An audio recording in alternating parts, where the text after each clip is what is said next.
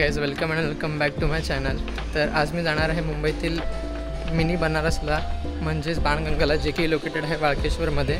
चला तर मग बघूया।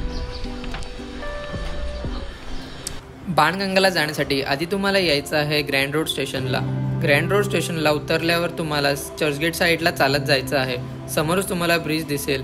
ब्रिजच्या अपोजिट साईडला बस स्टॉप आहे। तिथून 105 नंबरची बस पकडून तुम्हाला वाळकेश्वरला यायचं आहे। बसची तिकीट आहे पर पर्सन 12 रुपीज। वाळकेश्वरला उतरल्यावर ज्या दिशेने बस गेली आहे त्या दिशेने आपल्याला पुढे चालत जायचं आहे।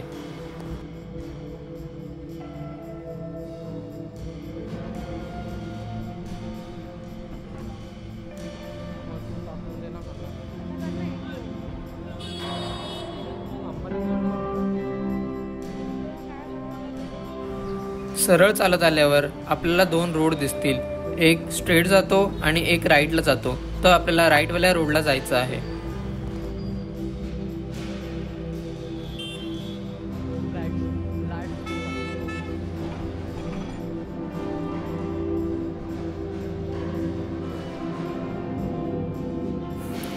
बाणगंगा हे मुंबईतील मलाबार हिल्स जवळील वाळकेश्वर येथील एक प्राचीन तलाव आहे, जे धार्मिक उत्सव असलेले एक तीर्थस्थान आहे।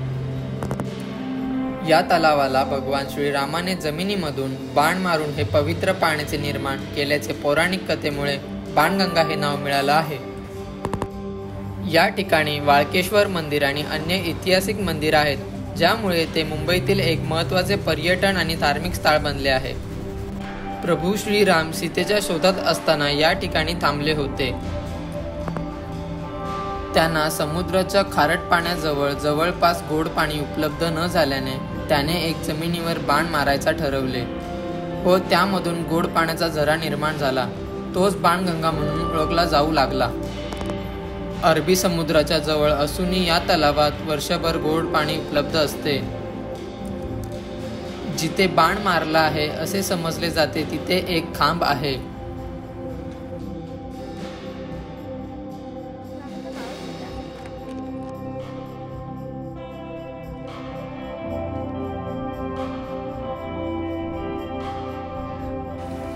हा खांब आहे जिथे बाण मारल्याचे समजले जाते।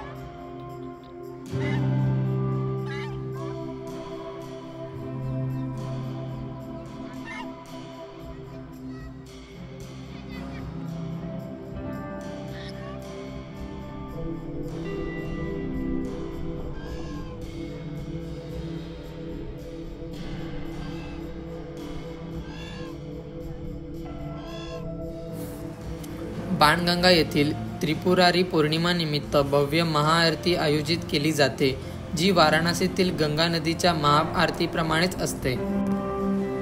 या उत्सवात हजारो दिवे लावले जातात आणि बाणगंगा तलावाचे गंगापूजन केले जाते।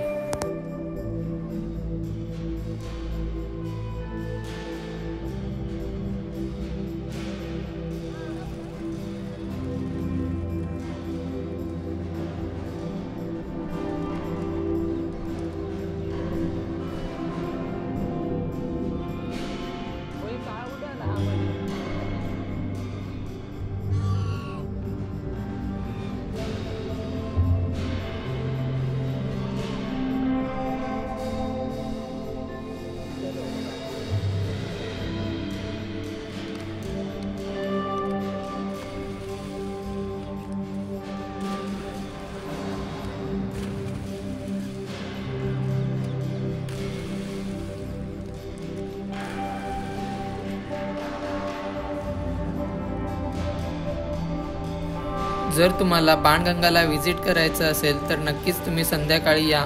संध्याकाळी आल्यावर तुम्हाला सुंदर वातावरण बघायला मिळेल।